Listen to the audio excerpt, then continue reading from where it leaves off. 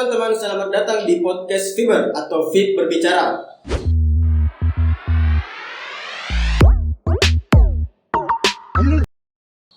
Nah, di sini kita telah kedatangan dua bintang tamu yang sangat spesial. Yang pertama ini Ketua Majelis Permusyawaratan Mahasiswa atau yang lebih dikenal dengan nama Maperwa, Fakultas Ilmu Pendidikan Universitas Negeri Makassar periode 2023-2024. Dan di sampingnya adalah Presiden Badan Eksekutif Mahasiswa atau yang lebih dikenal dengan BM periode 2023-2024. Nah, pertama-tama kita mulai dari Ketua Maperwa terlebih dahulu untuk memperkenalkan namanya. Oke, silakan. Baik, terima kasih. Assalamualaikum warahmatullahi wabarakatuh. Waalaikumsalam warahmatullahi wabarakatuh. Baik, perkenalkan nama saya Novel Ahmad Mujahid, kerap disapa Novel, mahasiswa jurusan Administrasi Pendidikan angkatan 2020. Oke, makasih Ketua. Dan untuk yang kedua itu saya persilakan kepada Presiden Badan Eksekutif Mahasiswa untuk memperkenalkan nama dan asalnya. Ya, baik, salam. Perkenalkan saya Faisal Akbar dari Pendidikan Luar Sekolah angkatan 2020. Biasa dipanggil Isal atau Faisal dari Jakarta. Oke teman-teman, mungkin ada dari teman-teman yang bertanya, apa sih itu Maperwa? Sepenting apa Maperwa ini sehingga Maperwa bisa berada di tengah-tengah mahasiswa? Nah, mungkin bisa dijelaskan oleh Ketua Maperwa sendiri. Silakan Ketua. Jadi baik teman-teman, jadi Maperwa atau Majelis Permusyawaratan Mahasiswa adalah kelengkapan non-struktural yang ada di tingkatan fakultas, ya khususnya Maperwa fakultas. Berarti dia kelengkapan non-struktural di tingkat fakultas. Jadi Maperwa ini berada pada bidang legislatif, fungsinya mengawasi dan merencanakan apapun itu aturan-aturan, membuat aturan, mengawasi kinerja Badan Eksekutif Mahasiswa sesuai dengan aturan-aturan lembaga kemahasiswaan. Seperti itu. Oh, seperti itu ya. Mungkin juga Pres bisa menjelaskan seperti apa ini BEM ya. Ya, kalau Badan Eksekutif itu sendiri di bawah naungannya Maperwa, kami itu mengevaluasi, menjemput, dan menampung aspirasi mahasiswa atas sepertujuan dari Maperwa itu sendiri. Jadi Maperwa dan BEM ini saling berkaitan ya Pres ya, dan Ketua. Jadi harus saling beriringan. Betul. Nah, kalau angkatan 2020 itu sudah kurang lebih 3 tahun ya di kampus, dan pastinya sudah banyak tahu dong seperti apa sih FIP ini dari kelebihan dan kekurangan. Dan mungkin dijelaskan dulu terlebih dahulu. Mungkin dari Ketua kan atau Pres langsung ya. Sembarang. Ya. Jadi Fakultas Ilmu Pendidikan adalah merupakan fakultas yang berorientasi pada proses pengajaran, bagaimana dia menghasilkan tenaga pendidik yang begitu yang baik, begitu tenaga pendidik yang memang yang paham betul-betul akan kompetensinya. Jadi saya rasa Fakultas Ilmu Pendidikan bisa dijadikan sebagai salah satu fakultas yang bisa diperlihatkan, yang bisa dicontohkan di Universitas Negeri Makassar. Itu adalah salah satu bentuk wow dari Fakultas Ilmu Pendidikan.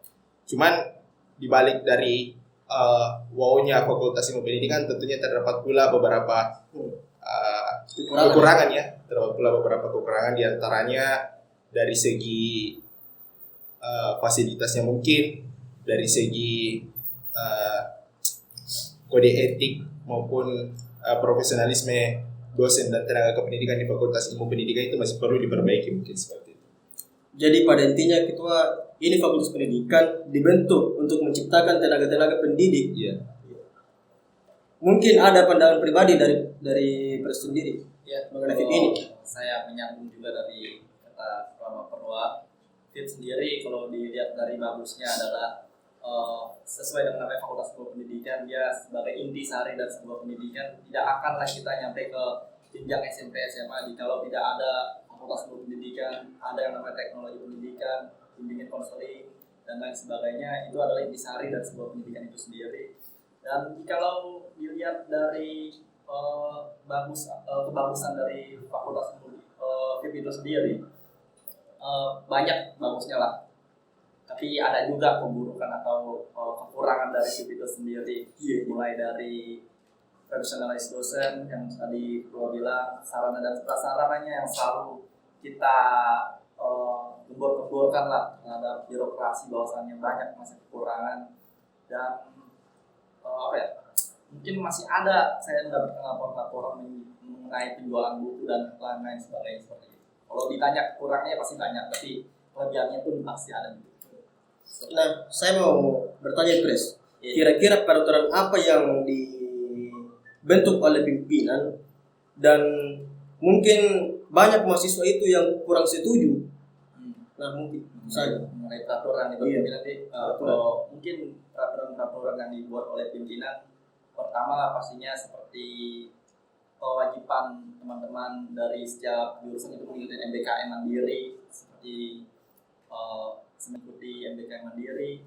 Kemudian kebijakan yang dibuat oleh pimpinan yang menyulitkan mahasiswa, aku rasa juga kalau dari segi lembaga itu ada jam malam yang dimana teman-teman yang harusnya selesai kuliah itu berlembaga sekarang tidak bisa karena dibatasi oleh jam malam.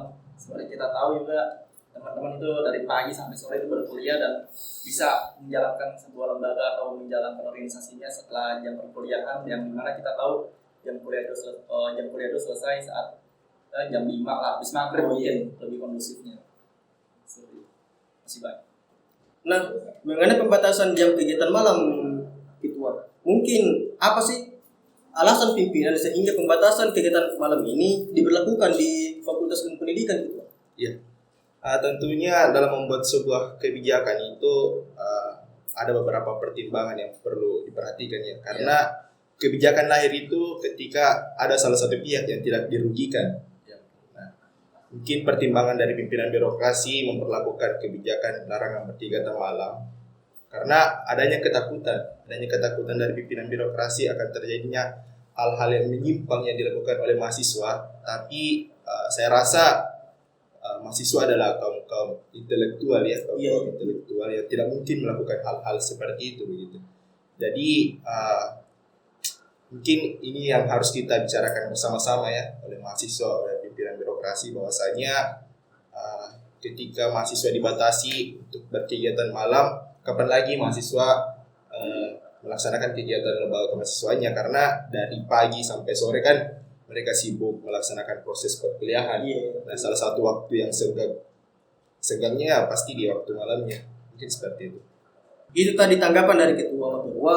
Mungkin ada tanggapan yang jadi pembeda dari Pres sendiri. Ya, sebenarnya kalau saya cukup senada dengan apa yang Ketua katakan, pasti ada faktor-faktor yang mengapa pimpinan membuat peraturan jam peraturan malam seperti itu. Akan tetapi perlu dilihat juga ada di mana di 9 orang 9 fakultas ini sektor Gunung Sari itu lampunya tidak pernah mati. Seperti yang kita tahu toh, hanya di situ lampu tidak pernah mati, yang lainnya ada jam malamnya yang berbeda-beda. Di FMIPA itu kalau nggak salah jam 9 mati, jam 11 mati. Kalau di FIP sendiri jam 10 mati. Kurasa jam malam itu diberlakukan awalnya yang saya dapat informasi karena banyaknya mahasiswa yang menginap di kampus. Banyak sekali mahasiswa menginap di kampus. Peraturan itu dijalankan sekitar kalau tidak salah tahun 2017 dijalankan.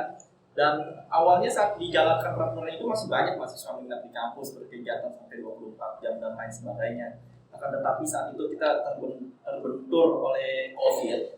Mungkin teman-teman kampus juga di lockdown dan dilarang untuk masuk ya. Jadi mungkin peraturan itu realisasikan di situ. Jadi jarang mahasiswa masuk atau jarang mahasiswa menginap lagi di kampus, dan itu menjadi hybrid mungkin atau menjadi culture dari mahasiswa itu sendiri. Jadi jarang menginap di kampus selama 1 tahun 2 tahun terakhir kok. Jadi peraturan itu mulai terrealisasi di pelan-pelan, dan pihak dari birokrasi atau satpam juga mungkin sudah terbiasa melihat mahasiswa tidak ada di kampus. Makanya kalau ada mahasiswa bermalam di kampus, mereka akan mencoba matikan lampu atau mengeluarkan mereka secara keliling di fakultasnya itu sendiri.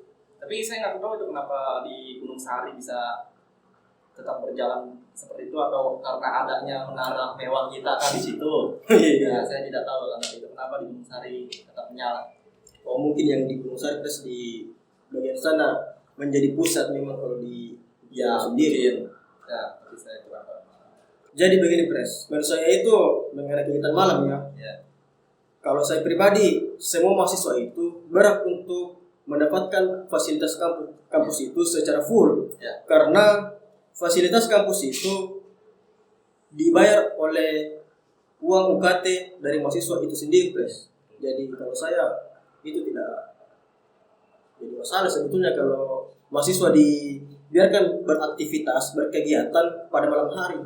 Ya, saya juga sependapat dengan moderator yang disampaikan, mahasiswa berhak menikmati fasilitas yang ada di kampus dengan catatan tetap kooperatif saat malam hari gitu.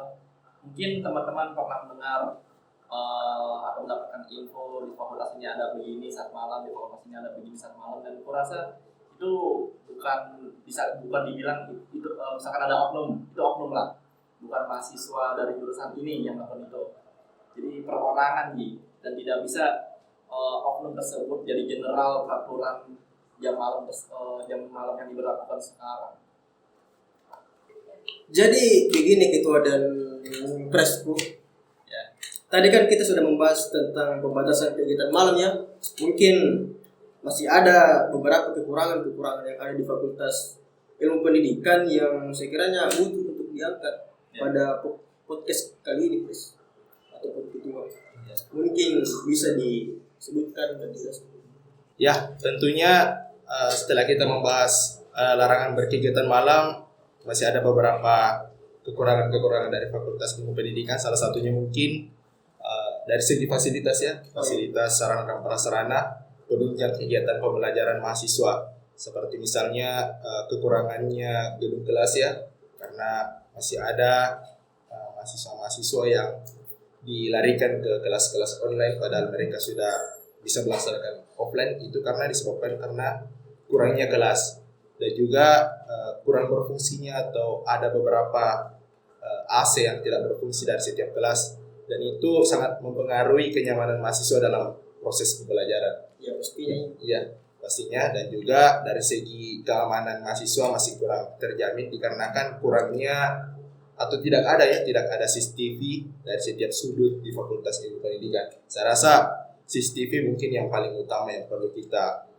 bahas dulu, karena itu adalah menyangkut keamanan daripada mahasiswa. Nah, pertanyaan untuk Pres kita, selama berkuliah kurang lebih 3 tahun ya? Ya. Kurang lebih 3 tahun. Mungkin dari pas masuk kampus sampai saat ini, mungkin sudah mengetahui apa saja kekurangan yang paling dibutuhkan oleh mahasiswa itu sendiri. Ya, terima kasih.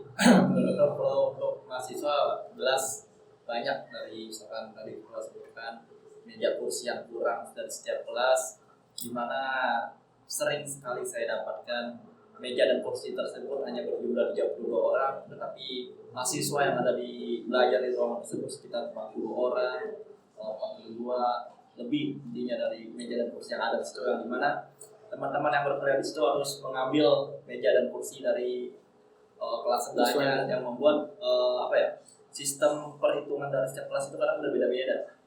Birokrasi mengatakan di sini sekian, kelas ini sekian, tapi karena sering dipindah-pindahkan, itu salah satunya.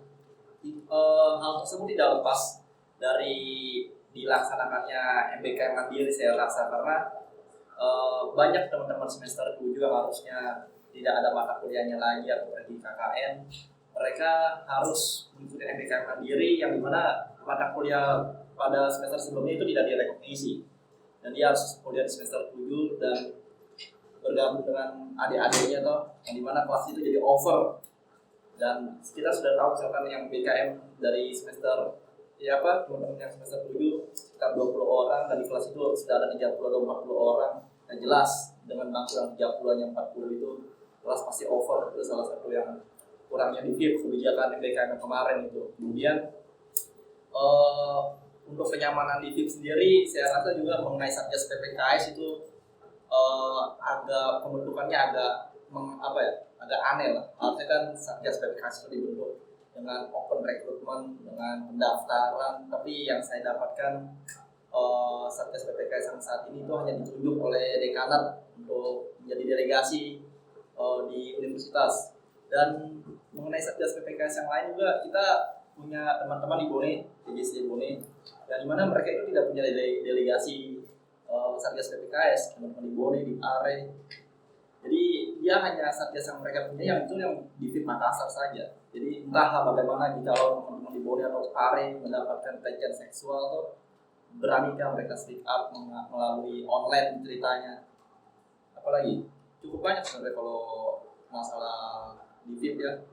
Mungkin kalau dari parkiran juga sekarang kita lihat semeraut, dan mungkin dari pihak pimpinan itu mencoba untuk membenahi dengan cara memasang kabel-kabel tali-tali yang menurut saya itu bagus memang idenya, tapi talinya itu membahayakan, apalagi kalau menjelang sore kadang hal itu tidak terlihat, apalagi kalau malam. Mungkin bagus kalau tali itu seperti tali yang lampu motor itu bisa menyala, mungkin seperti itu. Masih banyak apa lagi? Terakhir mungkin keluhan untuk teman-teman di VIP itu mengenai peraturan akademik terbaru, peraturan akademik 2022, yang dimana di situ ada bunyinya bahwasannya pembelajaran online itu minimal 30%, yang dimana artinya pembelajaran online itu bisa saja menjadi 70%, 40% karena ada kata minimal di dalamnya tersebut. Ditambah lagi sekarang syarat kelulusan untuk mahasiswa sekarang 146 dengan SKS, yang artinya teman-teman di semester 7 yang sekarang yang harusnya selesai tinggal penyusunan, mereka di semester 8 harus mengambil 2 SKS lagi atau 4 SKS lagi untuk syarat kelulusannya mereka. Seperti itu mungkin. Jadi begini Pres, yang saya tangkap dari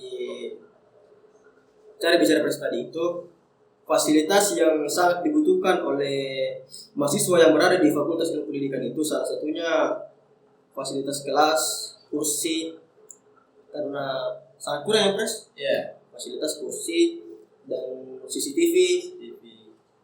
WC juga setahu saya itu sangat WC juga sama. Tadi lupa saya sampaikan, WC di VIP itu kalau kita lihat sangat hanya ada di dekat pelataran itu, dan itu pun hanya satu kalau tidak salah yang berfungsi, ditambah dengan masjid.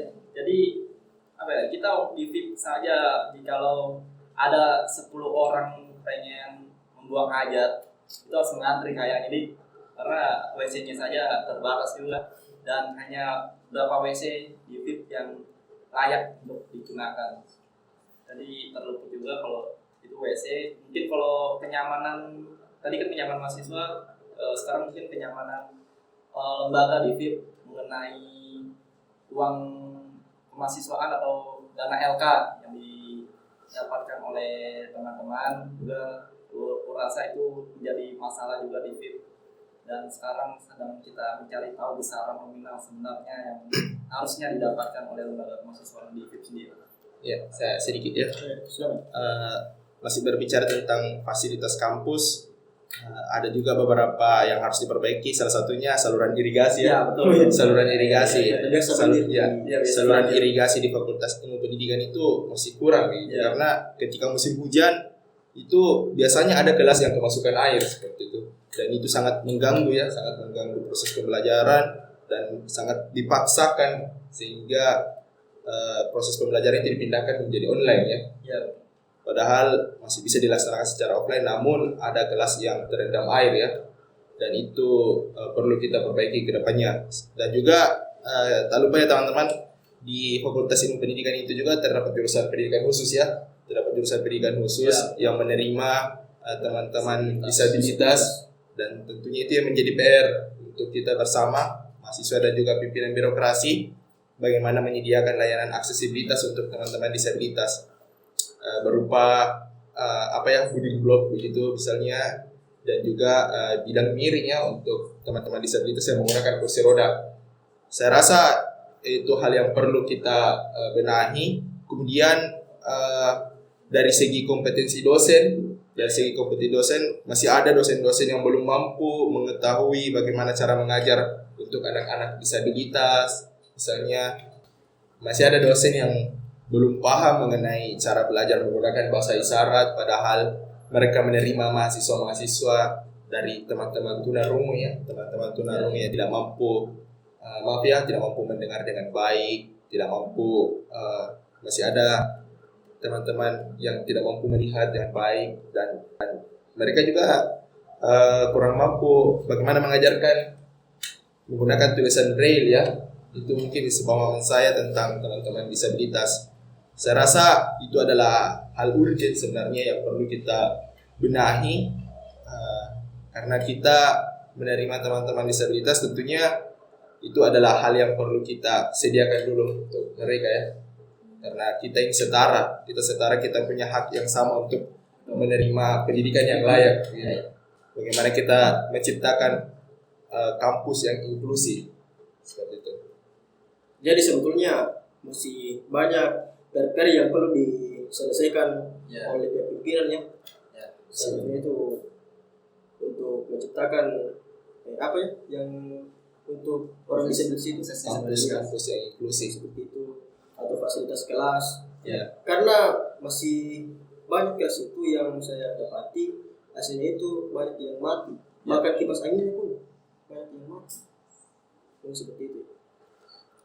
Mungkin ada saran dari ketua atau pres bagaimana VIP ini ke depannya itu biar bisa lebih bagus.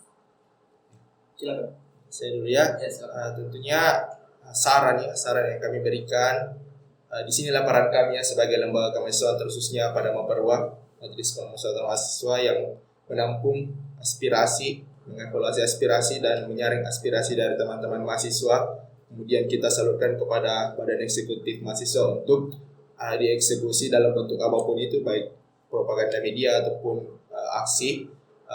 Saran saya ya kepada pimpinan fakultas bagaimana membuka mata untuk melihat apa sebenarnya yang menjadi ketimpangan di Fakultas Ilmu Pendidikan. Masih banyak PR yang perlu diperbaiki, khususnya pada segi fasilitas dan segi keamanan, dari segi profesionalisme dosen tentunya yang perlu kita perbaiki. Mungkin itu yang menjadi saran saya untuk teman-teman dan juga pimpinan fakultas. Untuk bersendiri apa saran untuk Ya, kalau saran untuk tim sendiri sebenarnya untuk masalah-masalah yang kita sebutkan tadi, sebelum saya mengurangi untuk masalah di tim, mungkin tim sendiri juga sebenarnya kita harus menyebutkan kelebihannya lagi mungkin. Ya itu salah satunya tadi, mereka mau menerima mahasiswa-mahasiswa disabilitas dan ditambah sekarang VIP itu sendiri sudah menerima mahasiswa yang kurang lebih autis, ada beberapa mahasiswa autis, dan VIP itu mau menerima mereka sebagai mahasiswanya. Balik lagi kita kekurangannya VIP. Kurasa pimpinan di Fakultas Ilmu Pendidikan itu sadar akan kekurangan atau keluhan yang mahasiswa rasakan. Tetapi karena poin pertama tadi agak sulit untuk bergerak di dekanat atau para WD untuk melakukan pergerakan lebih, karena mereka mempunyai kekangan di pihak atas. Kalau VIP dekanat dan WD3-nya bisa, WD3 dan WD yang lain maksud saya, bisa berjalan sesuai apa yang mereka inginkan, kurasa VIP bisa berjalan dengan baik. Mungkin ada lah beberapa oknum memang di VIP sendiri, mungkin dosennya lah yang bermasalah atau siapa oknum di VIP, masih bisa lah berjalan dengan baik andai kata poin pertama itu terselesaikan. Jadi untuk mahasiswa yang berkuliah di Fakultas Ilmu Pendidikan, kalau mendapatkan masalah-masalah yang terjadi di kampus, mungkin bisa dilaporkan ke pihak Maperwa, lalu dieksekusi oleh Badan Eksekutif Mahasiswa. Dan saya ucapkan terima kasih kepada ketua dan pres karena telah datang untuk melaksanakan podcast kali ini. Jadi saya ucapkan banyak terima kasih. Jadi itulah tadi bincang-bincang kami bersama ketua dan pres, dan sampai jumpa di podcast Fiber selanjutnya. Dan hidup mahasiswa. Hidup!